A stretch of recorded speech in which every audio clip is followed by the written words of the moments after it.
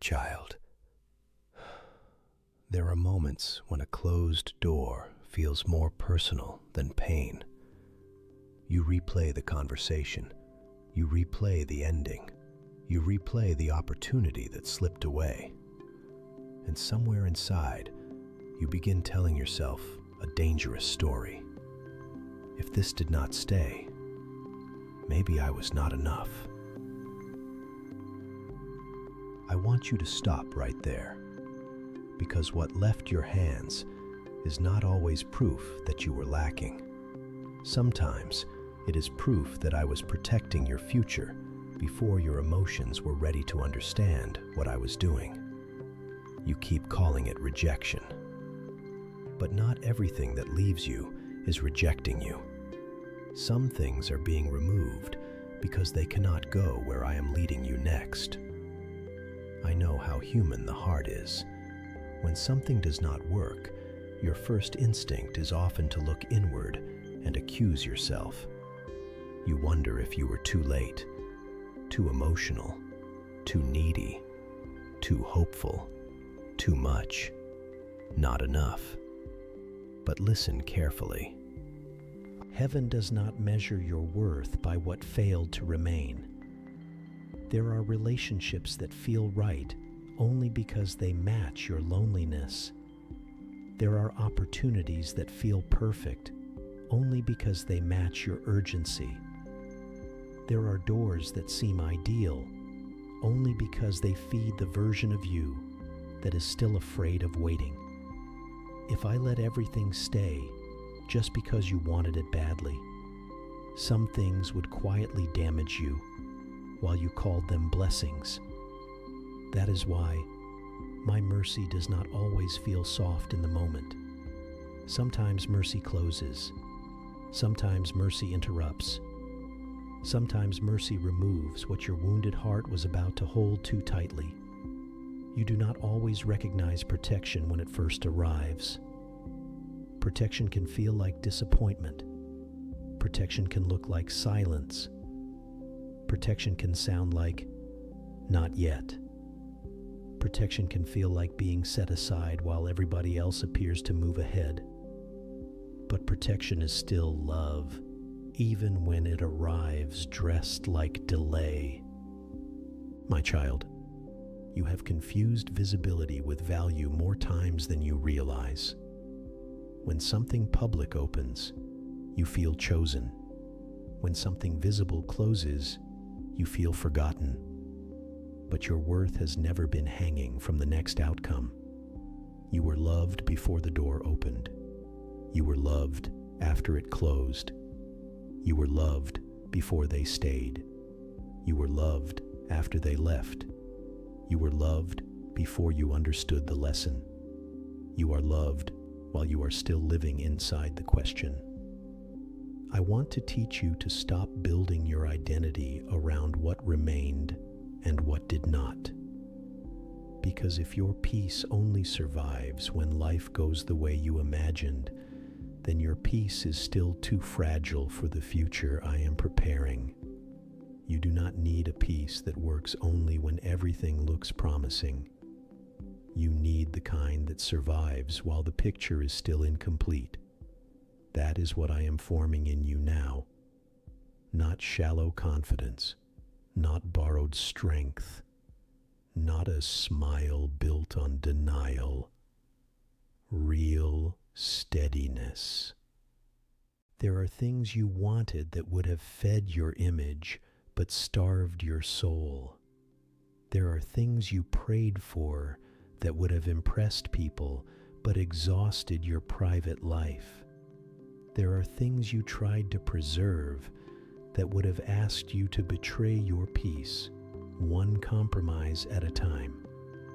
I see more than the moment you are grieving. I see where that path was leading. I see what it would have required from you. I see what kind of self-abandonment it would have normalized. I see what kind of pressure would have become your daily atmosphere if I had let it remain untouched. So when you call it rejection, I need you to reconsider. What if it was repositioning? What if I was not pushing you away from something good, but moving you out of alignment with something that could not hold the life I am building? Repositioning is rarely comfortable. It means you can no longer keep standing where you once stood. It means the old emotional logic no longer works. It means you begin sensing that your life is not meant to continue in exactly the same way. And because your future has changed direction, your attachment to the old season starts getting shaken. That shaking can feel unfair when you are still emotionally invested. You say, "But I wanted this." You say, "But I had hoped this would work." You say, "But I already pictured where this was going." And I know that is real. But a sincere desire is not the same thing as a sustainable destination. You can want something with a pure heart and still not see the hidden cost attached to it. You can love the idea of a thing and still not know what that thing would demand from your nervous system, your boundaries, your joy, your peace, your calling, and your future healing. My child, you are not only being led toward what looks good, you are being led toward what is right. And what is right will never require the repeated destruction of your inner life as the price of admission. Some people do not realize they are asking me to bless their desperation. They ask me to open what they are too wounded to walk away from. They ask me to preserve what is feeding their fear of being alone. They ask me to speed up what their soul is not ready to carry in peace.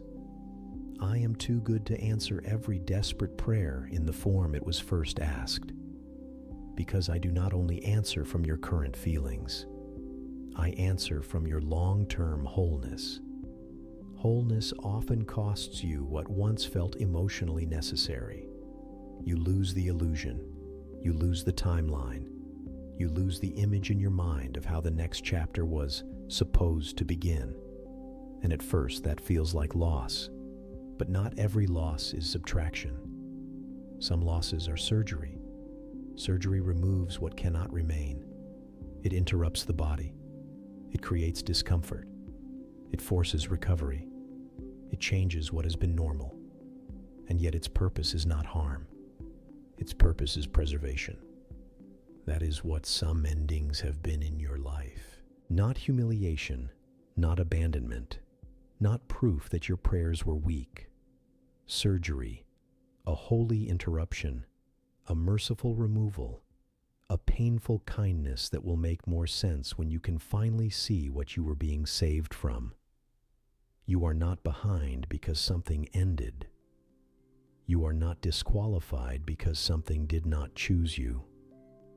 You are not less valuable because a door failed to stay open. You are not spiritually forgotten because your life became quieter than expected. Sometimes the quiet is where repositioning becomes visible, not outside first, inside. You stop romanticizing what once drained you. You stop chasing what once thrilled your ego. You stop calling panic love, pressure purpose, and chaos chemistry. You start wanting peace more than performance. That shift matters more than you know. Because once your heart starts valuing peace correctly, it becomes harder for counterfeit doors to impress you. The things that once would have hooked you no longer feel the same. The things that once would have trapped you start losing their shine. The things that once looked irresistible now feel expensive in the wrong way. That is not you becoming cold. That is you becoming clear.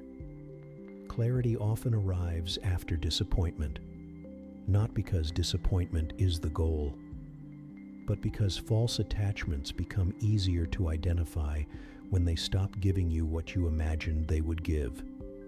My child, do not be embarrassed that you grieved what I was removing.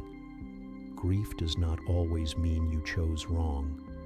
Sometimes it simply means you loved sincerely inside limited understanding. You are allowed to mourn what you thought was coming. You are allowed to admit that part of you really wanted it. You are allowed to say that it hurts. You are allowed to feel the ache of being moved before you understand the map. What I do not want you to do is turn that ache into self-rejection. Do not punish yourself for not knowing what only time could reveal. Do not shame yourself for hoping. Do not call yourself foolish because you cared. A tender heart is not a failed heart. What matters now is how you walk forward from here. Will you build a harder shell and call it wisdom? Will you become cynical and call it maturity? Will you stop hoping entirely and call it protection? Or will you let this season teach you something cleaner? I want to teach you how to trust my removals as much as my openings. Because if you only call me good when I give, you will miss how many times my goodness was guarding you through what I would not let stay. Look back at your life. There are things you once cried over that you now thank me for interrupting. There are paths you once begged me to preserve that you now realize would have taken too much from you. There are people you once thought you needed who now make sense only as part of a chapter, not a future. This moment will one day make sense in the same way. Not because pain magically becomes pleasant, but because perspective will show you what emotion could not see in real time. I am repositioning your heart before I reposition your circumstances, because the new thing cannot be carried by the same desperation that held on to the old thing. The next chapter cannot be built on the same fear of being overlooked. The future cannot be entered correctly if your identity is still starving for validation from the wrong places. You need more than a new opportunity. You need a renewed center, a place inside you that does not crumble every time life redirects, a place inside you that does not interpret every closed door as a verdict on your worth, a place inside you that can grieve honestly without turning that grief into a permanent identity. That center is being built now. Every time you resist the lie that says, I was not enough, every time you hand the disappointment to me instead of letting it rot into bitterness, every time you choose truth over emotional panic, every time you remember that what closed is not equal to who you are, that is strength, quiet strength, sacred strength, the kind of strength that does not need public proof to be real. And let me tell you this clearly. What is truly for you will not need you to diminish yourself in order to keep it. What is truly for you will not constantly starve your peace. What is truly for you will not require endless self-betrayal as its maintenance plan. The right thing may still stretch you. It may still ask for courage. It may still expose fear, but it will not repeatedly hollow you out while pretending to be your answer. So stop assuming that every closed chapter is a personal failure. Some chapters close because your life is being lined up with a deeper honesty. Some doors close because your future deserves cleaner foundations. Some endings arrive because you are no longer supposed to survive by clinging to what cannot hold you. You are being repositioned toward what fits your healing, your peace, your calling, your maturity, and your future. That does not always happen without tears. But tears are not proof that the movement is wrong. Sometimes tears are just the cost of letting go before you can yet celebrate what is next. Trust me in the space between the ending and the explanation. Trust me in the days when all you know is that something was removed. Trust me before the new thing becomes visible. Trust me before the reward appears. Trust me while the old narrative is dying and the new one has not yet fully formed. This is where many people lose heart. Not in catastrophe, in ambiguity. They can survive pain, but they struggle to survive not knowing what the pain is doing. They can survive loss, but they struggle to survive not knowing what is being made possible by the loss. That is why I am speaking to you now. Do not leave this season with the wrong conclusion.